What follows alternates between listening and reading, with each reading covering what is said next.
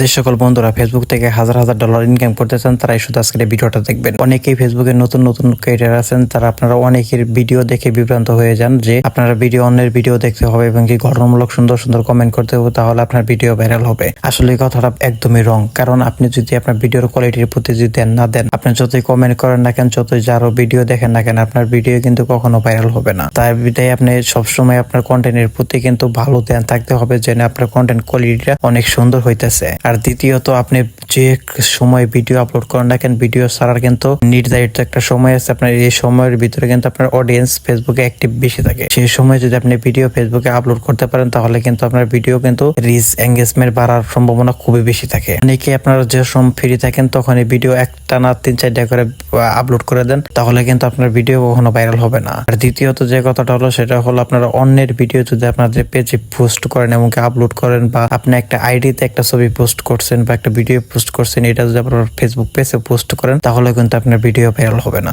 যারা বিশেষ করে রিলস নিয়ে কাজ করতেছেন, অনেকেই ভাবতেছেন যে আমি রিলস নিয়ে কাজ করব, সবসময় আমার আইডিতে রিলস ভিডিওগুলো আমি পোস্ট করবো। আপনার আইডি এটা কিন্তু একদমই রং। আপনি প্রত্যেক দিন যদি রিলস আপলোড করেন 3-4টা করে, আপনার কিন্তু সপ্তাহে একটা হলো আপনার লং ভিডিও আপলোড করতে হবে। সেটা হলো 3 মিনিটের উপরে যদি আপনার ভিডিও থাকে, তাহলে কিন্তু আপনার পেজের রিচ আস্তে আস্তে বাড়া শুরু করবে।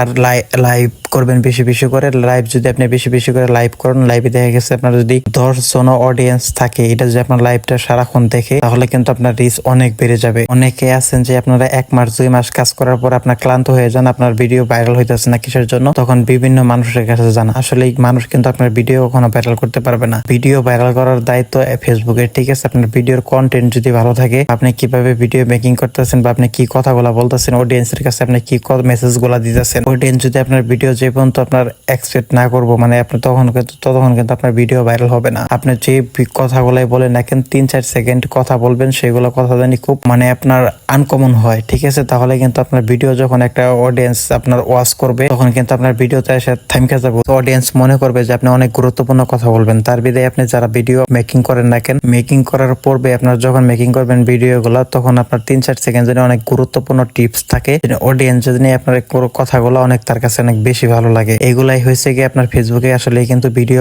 ভাইরাল করার মূল আকর্ষণ। তো অবশ্যই যারা ভিডিও করেন না কেন, অবশ্যই আপনারা মনোযোগ দিয়ে ভিডিও করবেন এবং কি সুন্দর সুন্দর জায়গায় ভিডিও আপলোড করার চেষ্টা করবেন। সুন্দর সুন্দর আপনারা প্রত্যেকদিন যদি এক জায়গায় ভিডিও মেকিং করেন না কেন, তাহলে কিন্তু আপনার ভিডিও ভাইরাল হবে না। তার জন্যই বলি, আপনারা যে জায়গায় ভিডিও করবেন, আজকে এক জায়গায় করছেন, কালকে আরেক জায়গায় করবেন, তাহলে আপনার ভিডিও ভাইরাল হওয়ার সম্ভাবনা কিন্তু অনেক বেশি থাকে, ঠিক আছে? যারা রিলস, অনেকেই দেখবেন বড় বড় ইউজার যারা আছে রিলস ভিডিও করে, তারা কিন্তু আপনার আসলে সত্যি কথাগুলো বলেন আপনার ভিডিও কিভাবে ভাইরাল হবে। তো গাইস, ভিডিওটা ভালো লাগলে অবশ্যই আমার ফেসবুক পেজটাকে ফলো করে দিবেন আর ভিডিওটাকে শেয়ার করে দিবেন। কমেন্টে বলে যাবেন ভিডিওটা কেমন হয়েছে।